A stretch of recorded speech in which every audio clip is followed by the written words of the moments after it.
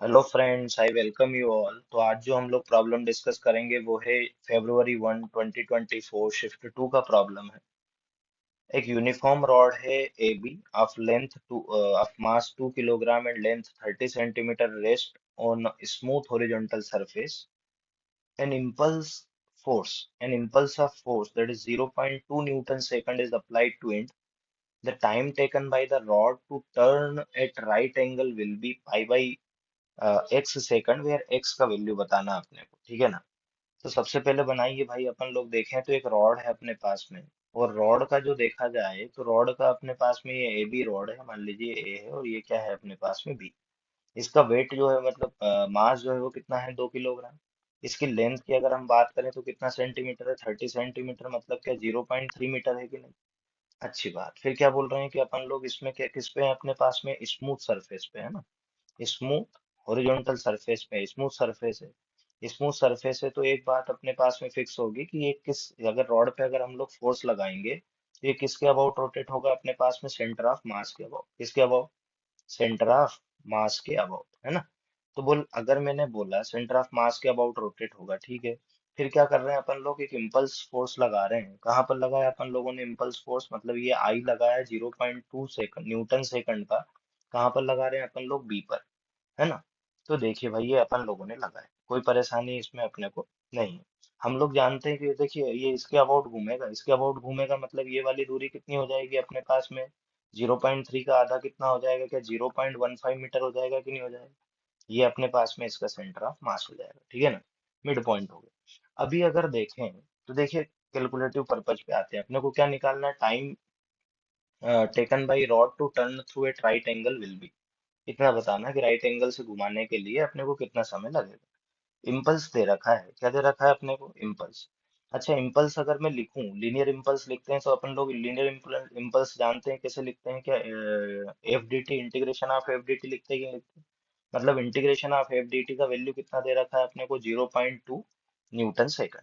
अब आते हैं अपन लोग एंगुलर इम्पल्स पे, कहाँ पर आते हैं अपने पास में, एंगुलर इम्पल्स पे अगर हम लोग बात करें तो बोलिए, एंगुलर इम्पल्स को अगर लिखें तो उसको मैं डिनोट करता हूँ जैसे, एंगुलर इम्पल्स में जैसे कि यहाँ पर फोर्स था तो यहाँ पर कौन आ जाएगा, टॉर्क आ जाएगा। कितना हो जाएगा, टाउ इंटू डी टी हो जाएगा कि नहीं हो जाएगा, कितना हो जाएगा अपने पास में, टाउ इंटू डी टी।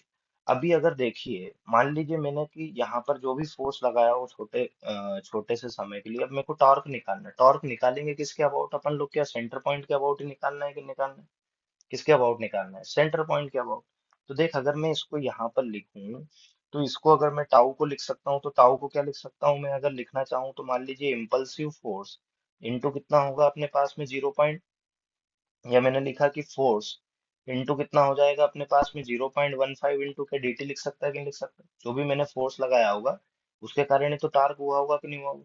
तो बोल, मेरा कितना आ गया 0.15 इंटू इंटीग्रेशन ऑफ कितना आ जाएगा अपने पास में, क्या एफ डी टी आएगा कि नहीं आएगा। तो ये अपने पास में एंगुलर इम्पल्स का वैल्यू जो आया, इंटीग्रेशन एफ डी टी का वैल्यू कितना अपने पास में, क्या इम्पल्सिव फोर्स, जो कि किसके बराबर है, 0.2। तो मैंने लिखा 0.15 इंटू कितना हो जाएगा, 0.2। तो ये कितना आ गया अपने पास में, 0.03। अपने पास में अपने को क्या आ गया ये, इम्पल्स का, अरे एंगुलर इम्पल्स का वैल्यू, किसका वैल्यू आ गया अपने पास में, एंगुलर इम्पल्स का वैल्यू। अपने को तो टाइम निकालना है, टाइम निकालने के लिए बेसिकली क्या, थीटा इज इक्वल टू कितना होगा, क्योंकि ये स्मूथ सरफेस पे चल रहा है, सेंटर ऑफ मास के अबाउट रोटेट होगा, इसका जो एंगुलर वेलोसिटी होगा, क्या होगा इसका अपने पास में, जो एंगुलर वेलोसिटी होगा, तो एंगुलर वेलोसिटी इसका क्या होने वाला है अपने पास में, कांस्टेंट। क्या रहेगा इसका एंगुलर वेलोसिटी, कांस्टेंट। तो हम लोग थीटा को क्या किसके बराबर रख सकते हैं, ओमेगा इंटू टी के, किसके। और यहाँ पर अगर देखा जाए तो ओमेगा इनिशियल कितना होगा अपने पास में, जीरो, जो ओमेगा फाइनल किसी किसी पर्टिकुलर मोमेंट ऑफ टाइम पे कभी भी जब हम लोग देखेंगे, इसको एनालिसिस करेंगे, तब इसकी एंगुलर वेलोसिटी कितनी होगी, ओमेगा। तो थीटा कितना आएगा अपने पास में, ओमेगा इंटू टी। तो ओमेगा निकालना जरूरी है। अब देखिए, जैसे इम्पल्स मोमेंटम थ्योरम होती है, इम्पल्स मोमेंटम थ्योरम क्या बोलती थी अपने पास में, कि impulse is equal to change in linear momentum. तो वैसे एंगुलर इम्पल्स मोमेंटम थ्योरम जो बोलती है वो क्या बोलती है, angular impulse is equal to change in angular momentum. क्या बोलते हैं, तो इसको हम लोग क्या बोलेंगे, एल फाइनल माइनस कितना हो जाएगा, एल इनिशियल। तो जे का वैल्यू अगर देखें एल क्या आई, तो भाई रॉड तो वही है ना, तो ये कितना आ गया अपने पास में, क्या omega final minus omega initial, initially angular velocity कितना अपने पास में जीरो, तो आई, तो जे इज इक्वल टू कितना अपने पास में 0.03। आई को अगर लिखना है तो बोल किस पॉइंट के अबाउट रोटेट हो रही है रॉड, क्या सेंटर ऑफ मास के अबाउट रोटेट हो रहा है कि नहीं हो रहा है, तो जो मोमेंट ऑफ इनर्शिया लेंगे वो भी कहाँ पर लेंगे अपन लोग, सेंटर ऑफ मास के अबाउट।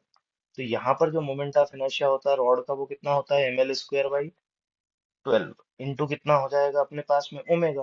तो यहाँ से ओमेगा का जो वैल्यू आएगा दैट इज 0.03 इंटू कितना हो जाएगा 12।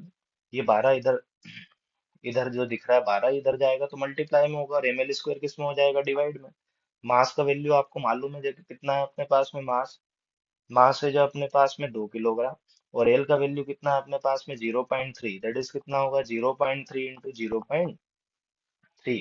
कोई परेशानी, अगर इसको देखें तो ये कितना आएगा 0.09, 0.09 को इससे अगर कैंसिल करोगे तो कितनी बार कैंसिल होगा, 3 बार, 3 से 12 कितनी बार कैंसिल होगा, 4 बार, और 4 जो है 2 से कितनी बार कैंसिल होगा, तो ओमेगा की जो फाइनल वैल्यू आएगी वो कितनी आ जाएगी अपने पास में, 2 रेडियन पर सेकंड। कौन कितना आया अपने पास में, 2 रेडियन पर सेकंड, लेकिन अपने से ओमेगा नहीं पूछा, अपने से पूछा है कि इसको राइट एंगल से घूमने के लिए कितना समय लगेगा, बोल राइट एंगल से घूमने के लिए मतलब एंगुलर डिस्प्लेसमेंट का वैल्यू कितना हो जाएगा अपने पास में, पाई बाई 2। एंगुलर डिस्प्लेसमेंट का वैल्यू कितना होगा, pi by 2, is equal to omega का वैल्यू कितना है अपने पास में, 2 इंटू कितना होगा टी, तो यहाँ से अगर टी का वैल्यू निकालें तो बोल कितना आ जाएगा पाई, ये जो 2 यहाँ पर दिख रहा है ये किधर जाएगा नीचे, तो 2 इंटू 2 कितना हो जाएगा 4। तो जो करेक्ट आंसर होगा वो कितना होगा अपने पास में, टाइम जो लगेगा वो कितना लगेगा, पाई बाई 4 सेकंड। यहाँ पर कितना दे रखा है अपने को, पाई बाई एक्स, तो बेसिकली जो एक्स का वैल्यू होगा वो कितना हो जाएगा, 4 सेकंड, है ना। तो इस तरह से अपना आंसर आ जाएगा। Thank you very very much for your time.